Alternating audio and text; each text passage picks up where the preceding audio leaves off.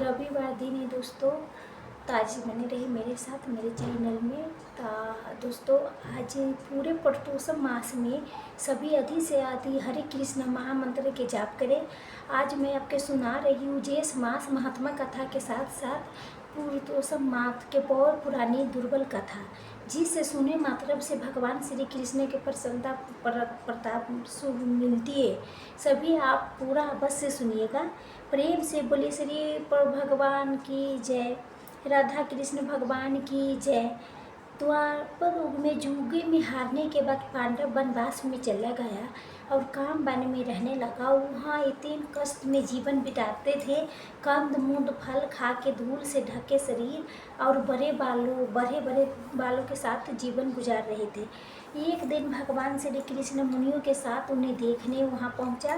भगवान के देख के पांडव ऐसे प्रसन्न हुए कि मानो मृत शरीर में प्राण लौट आए। उन्हें प्रेम पूर्वक उनके स्वागत किया और चरणों में प्रणाम किया।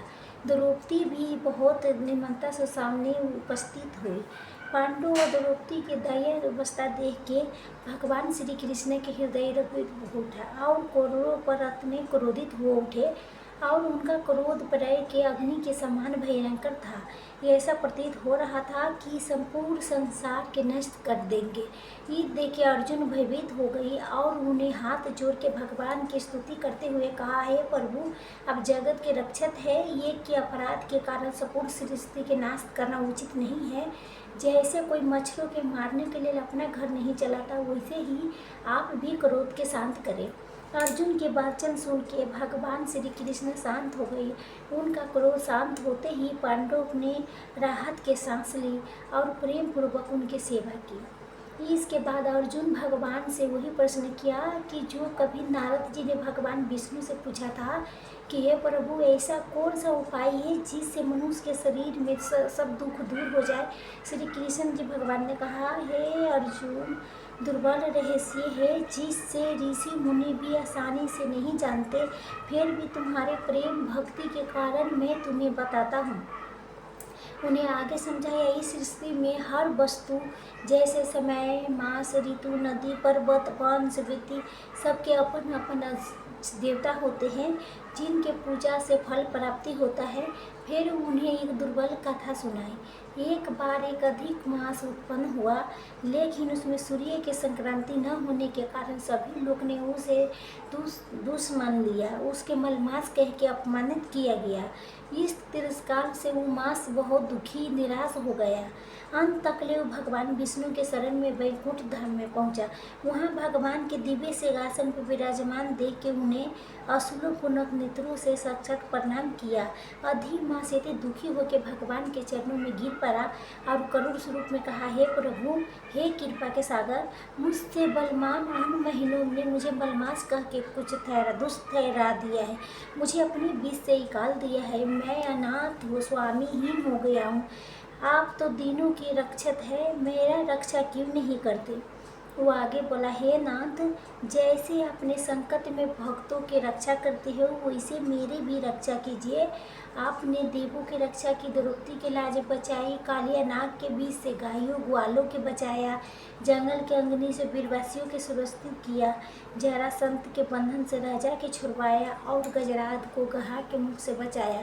तो क्या मैं आपके शरण में आ क्या अनाथ रह जाऊंगी। इतना कह के अधिमास रोने लगा। उसके नेत्रों से आंसू बहने लगा और भगवान के सामने खारा खारा अपने बेटा में डूब गया। भगवान विष्णु देव ये देख के बहुत दयालु हो उठे। उन्हें स्नेह पूर्वक कहा, हे वत्स, तुम इतने दुखी क्यों हो। तुम्हारे मन में कौन कष्ट है। मेरे शरण में आने वाला कभी शोक नहीं करता।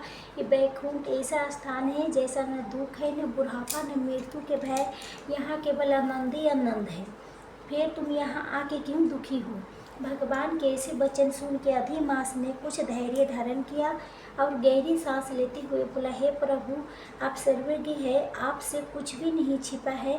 फिर भी मैं अपनी व्यथा के कहता हूँ, संसार के सभी काल, शरण, मुहूर्त, दिन, पक्ष, अन्न, मास सबके अपने अपने स्वामी है, इसलिए सम्मानित है। परंतु मेरा कोई नाम नहीं है, कोई स्वामी नहीं है, मुझे कोई स्थान नहीं है। इसी मुझे सब तुच्छ समझते हैं और शुभ कार्यों में मुझे वर्जित करते हैं। और कोई दुखी होकर बोला, लोग मुझे मलमास कह के अपमानित करते हैं, कहते हैं कि मैं शुभ त्याज हूँ और सभी कार्यों में बाधा डालने वाली हूँ। इस अपमान से मेरा हृदय टूट गया है, मुझे जीने की इच्छा नहीं है। ये इसी निंदित जीवन से मृत्यु से ही श्रेष्ठ है, मैं मर जाऊँगा। ऐसा कहते कहते वो अचानक भगवान के चरणों में गिर पड़ा। ये देख के वह उपस्थित सभी गणों पार्षद आश्चर्यचकित रह गया। भगवान श्री हरि के हृदय करुणा से भर गई, मेघ के समान गंभीर, चंद्रमा के किरणों के समान शीतल वाणी में उन्हें शांत करते हुए बोले, हे प्रिय, धैर्य रखो, मैं तुम्हारा दुख के निवारण जरूर करूंगी। जब अधिमास ज़्यादा दुखी होकर भगवान के चरणों में गिर पड़ा, मूर्छित हो गया, तभी भगवान के संकेत से गरुड़ उन्हें वो अपना पंखों से हवा करने लगा। कुछ ही क्षण में अधिक मास को चेतना आई। वो पुनः विलाप करते हुए बोला, हे प्रभु, मेरे रक्षा कीजिए, मैं आपके शरण में आया हूँ, आप मेरी क्यों रक्षा करो, मेरे परीक्षा क्यों कर रही हो। ऐसे कहा से मुझे आप इतना क्यों अति करते हो।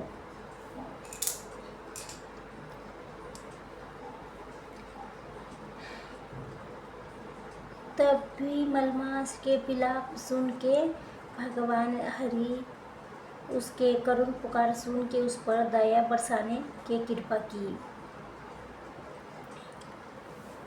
तो उसके करुण पुकार सुन के भगवान विष्णु दयालु हो उठे, उन्हें सिंह से कहा, हे भक्त, उठो, धैर्य रखो, शोक मत करो, तुम्हारा दुख अब दूर होगा। ये कह के भगवान कुछ विचार में डूब गए और फिर बोले, हे प्रिय, अब तुम मेरे साथ चलो, मैं तुम्हें उस दिव्य लोक में ले चलता हूँ जहाँ स्वयं भगवान श्री कृष्ण पुरुषोत्तम निवास करते हैं, वहीं तुम्हारा दुख के निवारण करेंगे।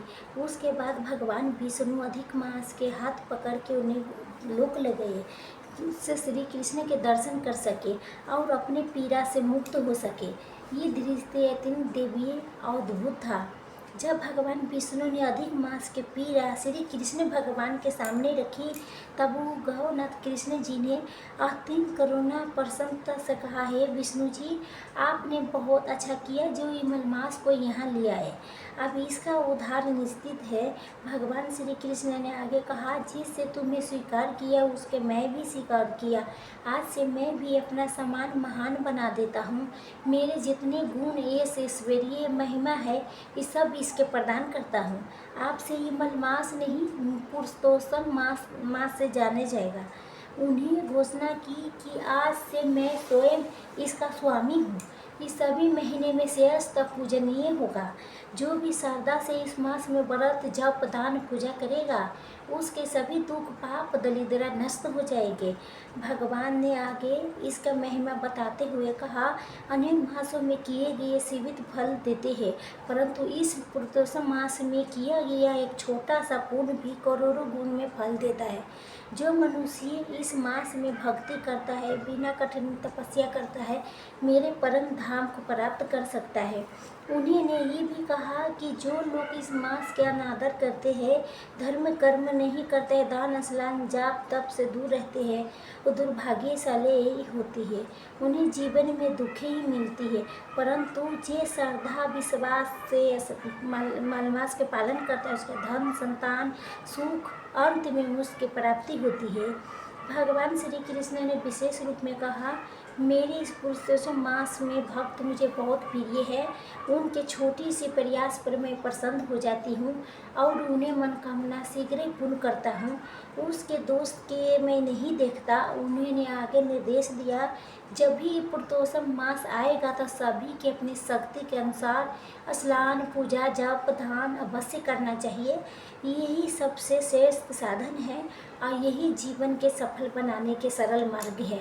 अंत में भगवान श्री कृष्ण ने विष्णु जी से कहा, आप इस पुरुषोत्तम मास के साथ लेके वैकुंठ लौट जाए, उसमें जगत स्थापित करो ताकि सब लोग इसका पालन करें, इसका लाभ प्राप्त करें। भगवान श्री कृष्ण के ऐसी वचन सुन के भगवान विष्णु बहुत प्रसन्न हुए। उन्हें श्री कृष्ण के प्रणाम किया और अधिमास को, जो पुरुषोत्तम मास बन चुका था, को साथ लेके गरुड़ पर सवार होकर बैकुंठ लौट गए। वहाँ अधिमास जो सबसे अपमानित था 12 महीने में श्रेष्ठ बन गया। अब पुरुषोत्तम मास के रूप में प्रतिष्ठित होकर सम्मानित होने लगा। उसके बाद श्री कृष्ण ने भगवान ने पांडवों की ओर देख के कहा, हे युधिष्ठिर, ये ऐसा प्रतीत होता है कि वनवास के समय आप लोगों ने पुरुषोत्तम मास का अनादर किया था, इसी कारण आप इतने दुखों की भोग रहे हो। भय शोक विपत्तियों में फंसी रहने के कारण आपने इस पवित्र मास के महात्म्य नहीं समझा। उसके बाद भगवान श्री कृष्ण ने द्रौपदी के पूर्व जन्म की कथा सुनाते हैं। उन्होंने कहा कि पूर्व जन्म में द्रौपदी एक महात्मा ऋषि के अत्यंत सुंदर गुणवान पुत्री थी। रूप विद्या नीति में निपुण थी, अपने पिता के अत्यंत प्रिय थी, किंतु उसके मन में एक ही चिंता थी कि उसके योग्य पति संतान सुख कैसे प्राप्त होगा। समय बीतता गया और परंतु उसका विवाह नहीं हो सका। वो अपने सखियों के पति या परिवार के सुख भोगते देख स्वयं भी उस सुख की कामना करने लगी। उधर उसके पिता मेधा ऋषि भी उसके योग्य वर के खोज में देश देश अंतर भटकने रह गई, परंतु उसका कोई योग्य वर नहीं मिला। इस कारण वो चिंतित निराश हो गया। इसी चिंता भाग्य के प्रबल प्रभाव से गंभीर रोग से ग्रस्त हो गए और अंत तक ले उसका देहांत हो गया। मृत्यु के समय उन्हें भगवान श्री कृष्ण के श्रवण किया था, जिससे भगवान के दूत उसके अपने साथ दिव्य लोक में ले गया। अपने पिता की मृत्यु देख के वो कन्या बहुत दुखी होने लगी। वो विलाप करने लगा कि हे पिताजी, अब मैं अनाथ हो गई हूँ, मेरी रक्षा कौन करेगा, मेरा पालन पोषण कौन करेगा। वो अपने पिता के शरीर के गोद में लेके रोती रह गई। उसका करुण विलाप सुन के आसपास के मुनि वहाँ आए। उन्हें विधि पूर्वक मेधा ऋषि के अंतिम संस्कार किया। फिर वो कन्या के समझा के अपने अपने आश्रम सब लौट गए। अब उस कन्या अकेले दुख से व्याकुल होकर उसी वन में रहने लगी। पिता के वियोग के दुख उसके भीतर भीतर जलाता रहा। वो न तो ठीक से खा पाती थी, न ठीक से शांत रह पाती थी। जैसे बछड़े के वियोग में गाय व्याकुल हो जाती है, वैसे ही शोक में डूबी रहती थी। संयोग से महातमस्नी दुर्वासा ऋषि वहाँ पधारे। वो तीन तेज क्रोधी किंतु दयालु ऋषि थे, जिनके की महिमा स्वयं देवता तख्त में थे, जिन्हें देख के कन्या के मन में शाखा के किरण जागे।